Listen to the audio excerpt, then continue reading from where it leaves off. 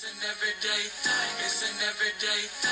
It's an everyday thing when you let your nuts hang. So do you think you're going to be affected by the government shutdown after November 1st? So I want to give you a quick update on what to expect, right? So not even talking about the EBT situation, because again, more than 25 states are fixing to ban the EBT and the food stamp thing. But you got to understand, guys, what's going to happen, because they're going to run out of funds, as they say. So what does that mean for you, really the working class? That means they're going to start laying people off. That means they're going to hijack the grocery prices. They're going to hijack gas prices. Again, they're going to be laying people off. They're going to be finding all the excuses to cut back, guys. Factories and warehouses that, that's working a lot of overtime, that's going to get cut. They're not going to be ordering as much stuff. And that's going to affect you as the working American, whether you get food stamps or not. This is what people got to understand, right?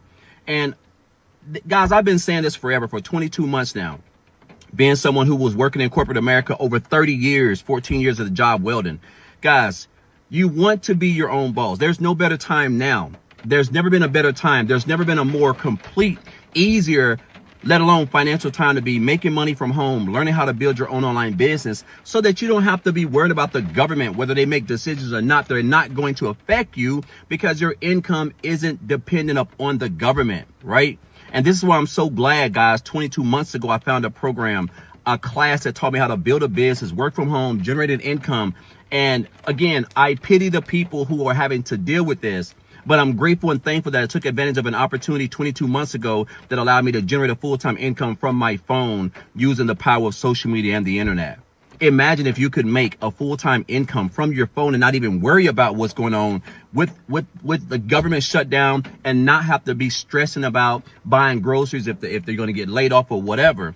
And if you feel like you like to learn how you can work 2 hours a day from your cell phone like I am and generate a full-time income from your cell phone, guys, following the exact blueprint, the class that has taught me how to build a multiple six-figure income from this cell phone. And if you'd like to learn more about what I'm doing, then comment the word info and I'll send you guys over all the information. So do you think you're going to be a... Damn, so he just put us through a whole little commercial. But he's not lying. I talked about this in my other live that you can watch on Twitch. If you follow me on Twitch, you can watch it there. Everybody who's talking about food stamps, whether they were negative or positive or in distraught, the main thing that people don't have right now are skilled trades, or they're not their own boss and they don't have a system where they can make extra money. Like YouTube, for example. Yes, I make decent money. I wouldn't say I'm rich or nothing like that. I'm not one of these, not yet, at least, not yet. But you can see the extra money helping out my home. It's obvious, obviously, right? You can see the way I'm able to invest in my future, have health insurance now, not health insurance, life insurance, have savings accounts for my kids' college. Those type of things matter. I have a rainy day fund. Y'all see me wearing black t-shirts most of the time. Guess what? I wear those every day because I don't have to wear a designer. I don't have to, I wear the same pair of shoes every day, and I wear, even when I come home and change, I'm wearing some same slides, the same Nike Air Maxes that I got from the outlet mall for $40 or something like that, But you gotta find a stable work environment where you're a skilled worker and you're not expendable. So that's what he's saying. And I talked about this in my video, so if y'all follow me on Twitch, y'all see it there. Yes, I got 62 jobs. Yeah, I do. I ain't rich, but I spend a little bit. Here's an update. Why is the government shutdown not a both sides issue? Why are the Democrats to blame? Well, Democrats are using a short-term spending bill to push long-term policy changes that don't belong there. They've said it outright. They will not vote to reopen the government unless their healthcare demands are met. What they're demanding is an extension of temporary COVID-era spending that artificially lowered healthcare costs under the Affordable Care Act. Those measures were not part of the ACA itself. They were emergency subsidies created under the American Rescue Plan Act and later extended through 2025 by the Inflation Reduction Act. When that spending expires, the ACA simply returns to its original pricing framework. Not a spike, not a crisis, just a return to baseline after years of inflated relief funding. And yes, people will feel it. Premiums will adjust. But that's not because Republicans raised prices. It's because Democrats are refusing to admit that these subsidies were temporary. They're using the fear of higher costs, a perception they created, to justify holding the government hostage. And because Republicans are in full power, this is great leverage to make it look like it's their fault. Now, here's where it gets even more reckless. They're not just trying to extend the pandemic subsidies, they're also trying to reopen and revise parts of the One Big Beautiful Bill, a massive spending law that's already been passed and signed into law earlier this year. The One Big Beautiful Bill reshaped portions of Medicaid and other federal programs, and Democrats now want to undo sections of it by tying their changes to the current funding debate. Instead of debating revisions through normal legislative order, they're trying to squeeze them into the continuing resolution, which is a short-term bill that's supposed to do one thing: keep basic government operations funded. And that's the abuse here. A continuing resolution isn't a policy-making tool per se. It's a bridge, a stopgap to prevent a shutdown while Congress negotiates the full budget, using it to rewrite sections of existing law, whether that's the pandemic relief measures or the One Big Beautiful Bill, is procedural malpractice. Again, not the right place, not the right time. Look, the Democrats are desperate. They are held captive by the socialist wing of their party, the Democratic Socialists of America. And they know the only thing they have to appease that base is empty rhetoric about Trump, MAGA, and the Republicans. So it's not really about healthcare, in my view. It's about control, about rewriting existing law through the wrong channel and using a temporary funding bill to do it. And as more people understand that, it'll be hard to unsee the man behind the curtain. Why is the government shutdown not a bold... You know,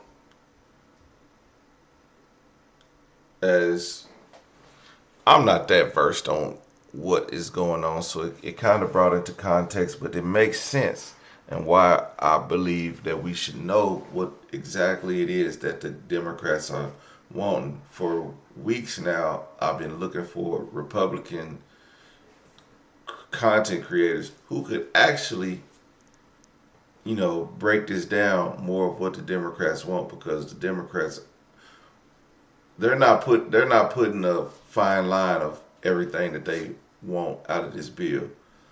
Republicans are stretching the truth of what the Democrats want, and both sides are using fear-mongering tactics and blaming each other. And also, while Republicans are using, now at this point, Republicans are using SNAP as a way to open up the government. Republicans are.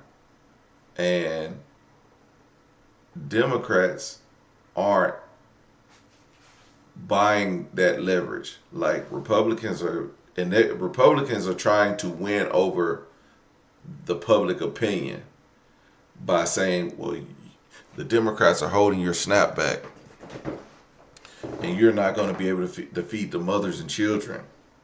That mother and children word gets them every time.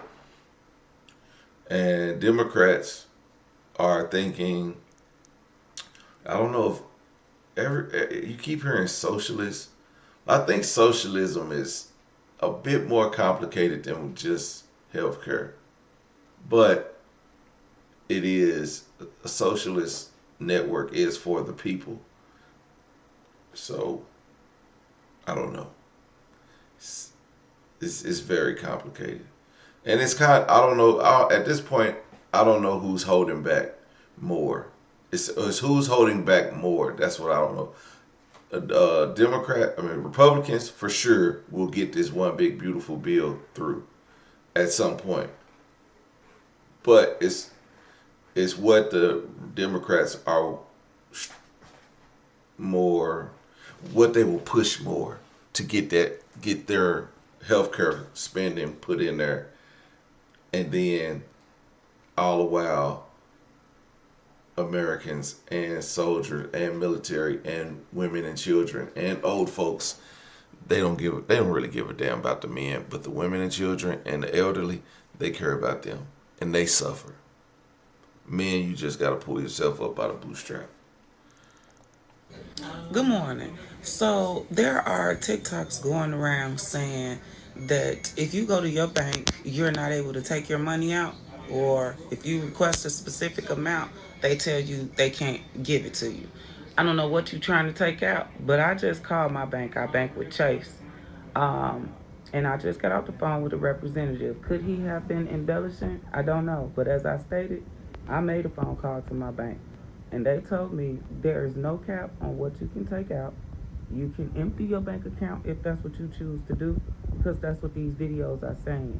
That if you have money in the bank, to go get it, because people aren't paying their mortgages.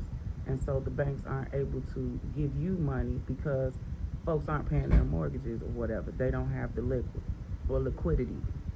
If you feel that that is something that you're afraid of, then feel free to go get your money now. Yeah, but the banks just took a loan from the Federal Reserve, so they got the money to give to the people. But because we watched it yesterday, basically he said they are trading the mortgage loan to the Federal Reserve in order to get the money, just in case people want to take their money out. And as people start to put their money back in, or people are paying their mortgage, they will pay the Federal Reserve back the money that they just took out. So, makes a lot of sense. Let's chat as an Air Force wife whose husband is currently not getting paid because of the government shutdown. My name is Michaela McKenzie Goodlet, and I am an Air Force wife. My husband is a reservist on active duty orders and has been on active duty orders since October 3rd, I think, 2023, which is the day he left for basic training. Thanks to a few people on my last post, I did figure out that he has Title 10 orders, which is orders longer than like 45 days or I don't know, a certain amount of time. And that means that he should be getting paid, which means he is on the list to get his pay fixed. But they haven't done that yet. Because my husband is not currently getting paid, I am trying to post more content and get myself into the creator fund. So I would really appreciate if you would hit that follow button to help me get to 10K. We got like almost 1,400 new followers on the last video, which is insane. So just to recap the last video, my husband is in the United States Air Force, went in as a reservist. We went to basic training in October of 2023. Our son was 8 weeks old. He pretty much joined the Air Force because we needed health insurance. We had okay health insurance, but honestly, we were two healthy people, so we didn't really stress it too much. And then we found out that we were pregnant, and that changed everything. My brother-in-law, which is my husband's twin, went into the Air Force a year prior to that. We found out that we were pregnant, and so he started asking him some questions about like how to join and what to do and advice and all of that. Alex recommended that because of our lifestyle and our goals and things like that, that he go into the Air Force as a reservist, so that way he could keep his options open as a civilian on what he wanted to do. That's what he did. He enlisted in April of 2023, and because we were pregnant with our son, he chose to not leave for basic training until October of 2023. Our son was going to be born in supposed to be July, but it ended up being August. Because of the way that worked out, he actually got to be home for the birth of our son. He was not gone to basic training or being, sent to a different base or anything like that. And we still got to start our insurance back in April. So just throwing that out there for people who may be in a similar situation than us, you could always look at doing a reservist contract. Then you get to start going to your 1 weekend a month, your UTA weekends or whatever, and start your insurance without having to leave for basic training first. We lived apart for over a year while my husband was at basic training and then tech school, and then he had to go back to Texas to do some other training, and he was doing all kinds of orders in between that, and that was putting him a few hours away at the closest Air Force base that we have. In October of 2024, which was last October, we found out that there was some active duty orders coming open that he could take part in and they were actually willing to PCS us. So they moved us, paid for all of that, all of that, even as a reservist, because they needed people here to fill that spot that bad. They finally PCS'd us in December. We had 2 house payments and all the things up until like August of this year. It was a long time. So what, 9 months or something? We had 2 house payments. So not only was that hard, but then we sold our house and then the government shut down. And so it's like one thing after another, and it feels like we can't catch up. So that's why I'm doing this. That's why I'm posting more content, to see if I can get to 10K. I make sales and, different things like that. I do other side hustles. But as a stay-at-home mom, I'm very limited on the income that I can do and can produce. So it would just really help me out as another Air Force wife, or one, military spouse to the other, if you would hit that follow button and maybe, comment so that the video gets pushed out. And I just want to say thank you so much for watching this video. And if nobody's told you today, I love you so much. Well, my mama always said, if you don't have nothing nice to say, don't say nothing at all. But y'all go subscribe to her channel so she can get that creator fund, because she trying to get that money. Because she can't even get government assistance at this point, because it's shut down. Well, she's married and has a husband in the military, but I'm pretty sure they only make probably a combined total of $60,000 at the most. And being in the military, what is the Navy? The reserves don't even make that much, do they? But anyway, shout out to her for that makeup tutorial.